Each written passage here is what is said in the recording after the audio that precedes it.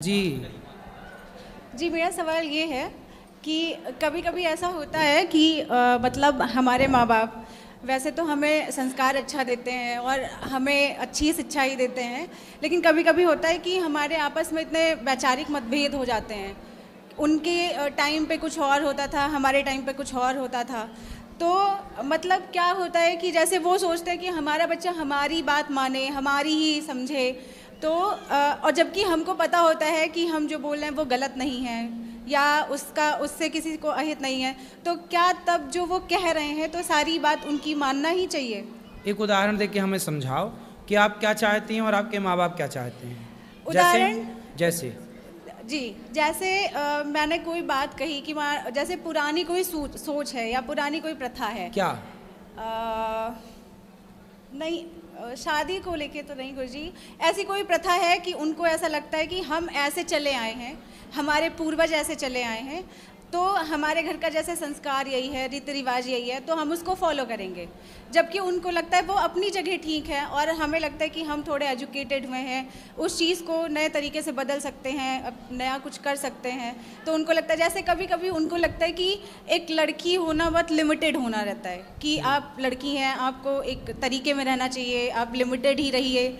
और हमें लगता है कि नहीं, हम एक लड़की हैं तो हम कर सकते हैं, क्यों नहीं कर सकते हैं, हर चीज़ें कर सकते हैं। तो उनकी ये सोच रही है कि मतलब हम जो है लड़कियों को इतने ही दायरे में रखेंगे, इतना ही ऐसे ही चलेगा जैसा चलेगा। आपको कितने दायरे में जाना है और कितने आगे?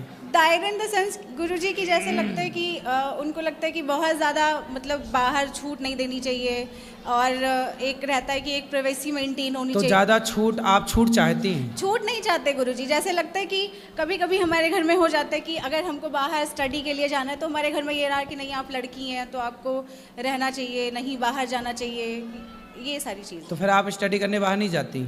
नहीं, मैं बाहर नहीं गई कभी। घर पे ही रही? जी। ठीक है, तो आप क्या चाहती हैं कि आप भी बाहर जाती?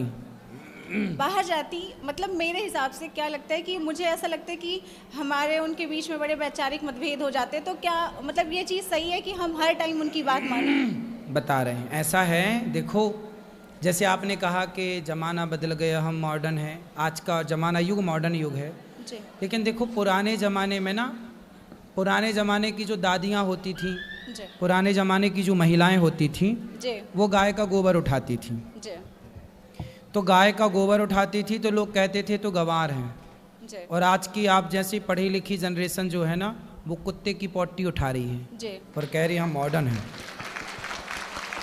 तो गाय के गोबर से कुत्ते की पोटी तक पहुंच गए। गाय का गोबर उठाएं तो गंवार कहलाती थी, और कुत्ते की पोटी उठा रही हैं तो मॉडर्न कहला रही हैं। जी। गाय के गोबर से उन्हें दुर्गंध आती है। अभी एक नेताजी ने भी बयान दिया कि गाय के गोबर में गौशालाओं से दुर्गंध आती है, गाय से उन्हें दुर्गंध आती है, जबकि बिल्ली की पोटी की कॉफ़ी पीना उनके लिए बहुत मॉडर्न है ये। तो आपकी माँ कहती है बेटा वहाँ मत जाओ, वहाँ मत जाओ, बहुत ज़्यादा आपकी माँ ना बहुत समझदार है। अभी एक लड़की ने, आपने देखा मेरठ के अंदर, वो तो लड़की बहुत खुली दिल की थी, खुली दिमाग की थी, मॉडर्न थी, बोलो हाँ। लेकिन उस मॉडर्न लड़की ने अपने पति को काट काट के ड्रम के अंदर पैक कर दिया कि नहीं? ये आज़ादी है। आज़ादी ना पुरुषों को मिलनी चाहिए ज़रूरत से ज़्यादा, ना स्त्रियों को मिलनी चाहिए ज़रूरत से ज़्यादा। पतंग जो होती है ना, आकाश में उड़ती है, लेकिन वो पतंग एक धागे से बंधी रहती है। यदि वो धागा टूट जाए या कट जाए तो पतंग आकाश में जहाँ थी वहाँ रह सकेगी? गिर जाएगी। आप यदि बेटा सुरक्षित हो, सुखी हो, तो बस आपकी जो माँ बार बार आपको रोकती टोकती है, उसका रोकना टोकना ही आपको आगे बढ़ाने में सहयोग कर रही है। वो रोक टोक जरूरी है। माँ बाप की रोक टोक खत्म हो जाएगी। सूर्पनखा को कोई रोकने वाला नहीं था।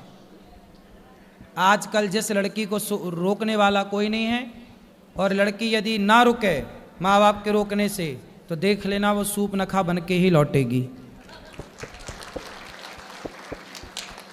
इसलिए बेटा रोक टोक जरूरी है। हाँ, अब बात करते हैं थोड़ी और।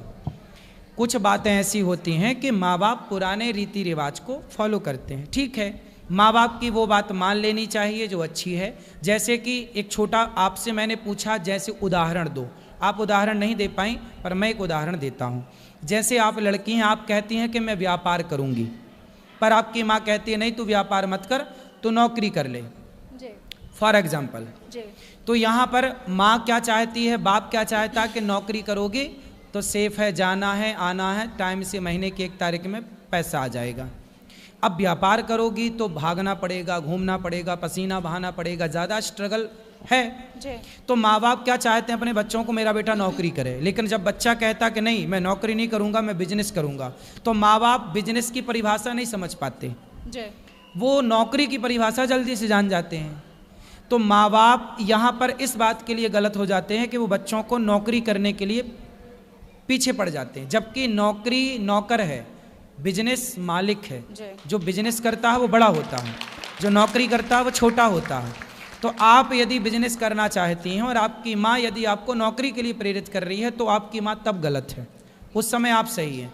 लेकिन आपकी पुरानी माँ कह रही है बेटा वहाँ मत जाओ, बेटा ये मत खाओ, इसका मतलब माँ सही है, आप वहाँ मत जाओ, वहाँ मत जाओ, इसलिए क्योंकि माँ जानती है कि लड़की वहाँ जाती है तो कैसी बन के आती है, क्योंकि उसे अनुभव है।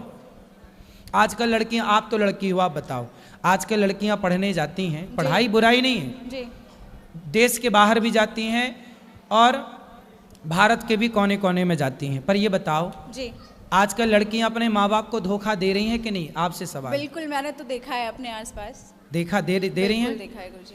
तो आपके माँ बाप भी तो ये सब देख रहे होंगे, तो उन्हें भी तो ये डर है कि मेरी बेटी मुझे धोखा ना देने लग जाए। मैंने आज़ादी और स्वतंत्रता की बात ये इसलिए नहीं की कि मुझे रोक टोक से दिक्कत है, मैंने एक वैचारिक मतभेद वाली बात की। माइक पास में। मैंने रोक टोक से मेरा कोई विरोध नहीं है कि रोक टोक कर रहे हैं, वहाँ न जाओ, ये न जाओ, मतलब मैंने स्वतंत्रता के खिलाफ नहीं वो किया। एक वैचारिक मतभेद रहता है कि जैसे एक ही तराजू में सबको तौलना भी तो नहीं सही है गुरुजी। ठीक है, एक तराजू में सबको नहीं तौलना चाहिए, बात ठीक है। सारी लड़कियां एक सी नहीं है, सारे लड़के एक सी नहीं है, ठीक है। कभी कभी हमारे पेरेंट्स क्या होते हैं कि हमें लगता है, वो भी हैं पेरेंट्स, हम मानते हैं, कभी कभी लगता है कि उन्हीं से गलत हो जाता है, तो क्या हमें कभी विरोध नहीं करना चाहिए? बिल्कुल, कई बार बच्चे सही करते हैं, सही बोलते हैं, और वो अपने इस एटीट्यूड से नहीं मानते कि मैं तो बाप हूँ तुम्हारा, मैं तो बड़ा हूँ, मैं तो बड़ी हूँ, तुम थोड़ी मुझे उपदेश करोगी, जबकि बच्ची या बेटा सही भी होता है। तो दोनों पक्ष हैं, कई जगह माँ बाप गलत होते हैं, कई जगह बच्चे गलत होते हैं। तो मेरा सीधा सा क्वेश्चन यही था कि क्या जब कभी हमारे माँ बाप किसी भी एंगल में हमें लगे गलत है, हमको उन्होंने संस्कार दिया, सब कुछ दिया, समझ है, हम आज के टाइम के हैं, हमने देखा है, मतलब एक गलत माहौल भी देखा है, एक सही भी देखा है, तो हमें ये लगता है कि जब हमें लगता है कि माँ बाप कहीं कुछ गलत कर रहे हैं तो क्या हमें भी उसका विरोध करना चाहिए? बिल्कुल, माँ बाप को बोलना चाहिए कि गलत है। कई टाइम आता है गुरुजी कि सब लोग बोलते हैं घर में ऐसे कि नहीं हम पिता हैं तो उसका विरोध मत करो, कहना नहीं चाहिए, एक दायरा होना चाहिए। नहीं, पिता है तो पिता को कमरे में बता सकते हैं कि पिताजी आप पिता हैं तो गलत है। जैसे प्रहलाद जी के पिता गलत थे, हिरण्यकश्यप बोले कि मैं ही भगवान हूँ, तो प्रहलाद जी ने अपने पिता को बोला कि आप गलत हैं, लेकिन उन्होंने पिता के खिलाफ कोई षड्यंत्र नहीं रचा, वो तो केवल अपने पिता को इग्नोर करके भक्ति की राह पर चलते गए। आप अपने पिता को समझाओ जी, समझाओ, समझाने से वो समझे तो ठीक है, वरना आप समझा ही सकती हैं और क्या कर सकती हैं जी। अब वो गलती किस तरह की है, वो तो गलती सुनने से पता लगेगी कि वो गलती किस तरह की है। वो जनरल वे में भी हो जाती है कुछ। हाँ, तो फिर उनको समझाया जाए। और हर देखो, हमारे यहाँ कपिल भगवान बेटा हैं और देवहूति उनकी माँ है, तो पुत्र ने अपनी माँ को उपदेश किया। जरूरी नहीं है कि माँ बाप ही बच्चे को समझाएं, कई बार माँ बाप को बच्चे भी समझाते हैं और समझाना चाहिए। और माँ बाप को इस अभिमान में नहीं रहना चाहिए कि तू तो हमारा बच्चा, तू हमें क्या समझाएगा। नहीं, कई बार बच्चे हमें समझाते हैं, अच्छी बात समझाते हैं, तो हमें समझ भी लेना चाहिए, ये सही है। धन्यवाद गुरुजी, आशा है कि इस बात से उनको थोड़ा तो समझ में आ ही जाएगा आज। ठीक है, समझेंगे, जरूर समझेंगे।